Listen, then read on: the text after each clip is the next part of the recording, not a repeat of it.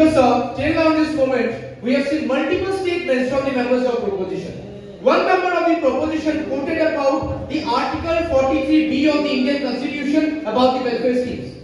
But the worthy member of the proposition have probably forgotten that the Article 43B of the Indian Constitution is something called directive principles of the state policy. Directive principles of the state policy are quite different than the normal principles which are enshrined in the Indian Constitution. Because the directive principles of state policy do not force a particular government to act on it, but actually provide a guideline to act on it for the welfare. That's the difference between the formal articles of the Indian Constitution and the directive principles of state policy. Another worthy member of the clear proposition has mentioned that in the moment of time, Assam or the multiple states in the entire Republic of India have more loans on them than they are earning.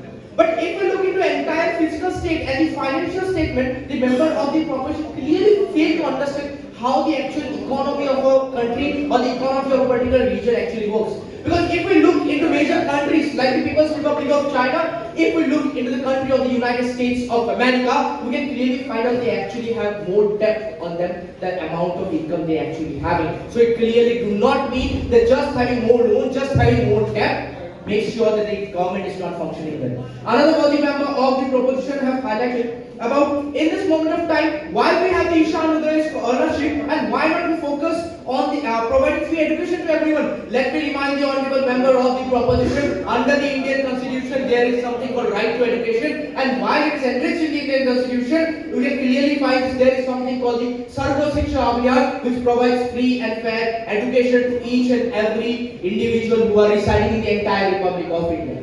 Another worthy member of the proposition clearly highlighted about the Supreme Court of India have clearly mentioned that freebies are not good for the society. Let me ask that honorary member of the proposition, in which Supreme Court judgment did the actual Supreme Court mention such scenario? Because if you look into the Subramaniam Balaji versus the Union of India, which actually came in 2013, the Supreme Court of India clearly directed that freebies are important for the welfare of the society. But irresponsible freebies and the corrupt practices done under the freebies should not be practiced. That is a difference the member of the proposition have to understand. Another worthy member of the proposition mentioned that during the entire period of freebies, you can clearly cite during the election period, freebies are distributed just like anything.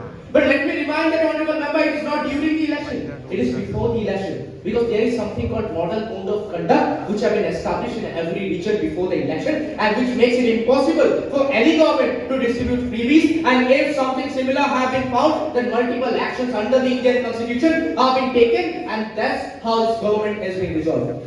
The IITs, I'm sure you can know. These institutions have tended to be the islands of excellence floating on the sea of mediocrity.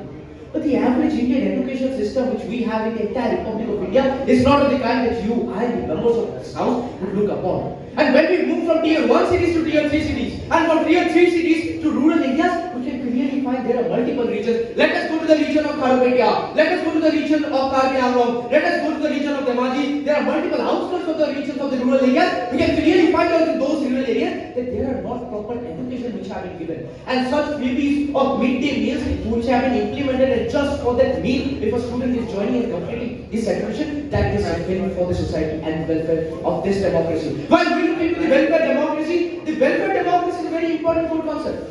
But the bill which have been introduced and the members of proposition who have been highlighting, they fail to actually move into a very important core concept, that is self-reliance. Now, how actually self-reliance actually works? I definitely respect the constraint of time, but yes, I would like to conclude. When we look into self-reliance, we have to actually understand there are multiple regions of the society which actually need encouragement, and this freebies actually turn as a maker of encouragement for all the regions of the society, which later helps in self-reliance, and thus mentioning that it discourages is completely wrong. And finally, seeing the multiple statements changing with the members of the proposition, I would like to end my statement with a very similar note. If a chameleon would have been present, the chameleon would have really felt insecure about his abilities, because the statements of the members of proposition changes faster than the chameleon even changes his color. With this though, I rest my case, but definitely. Thank you, Honorable.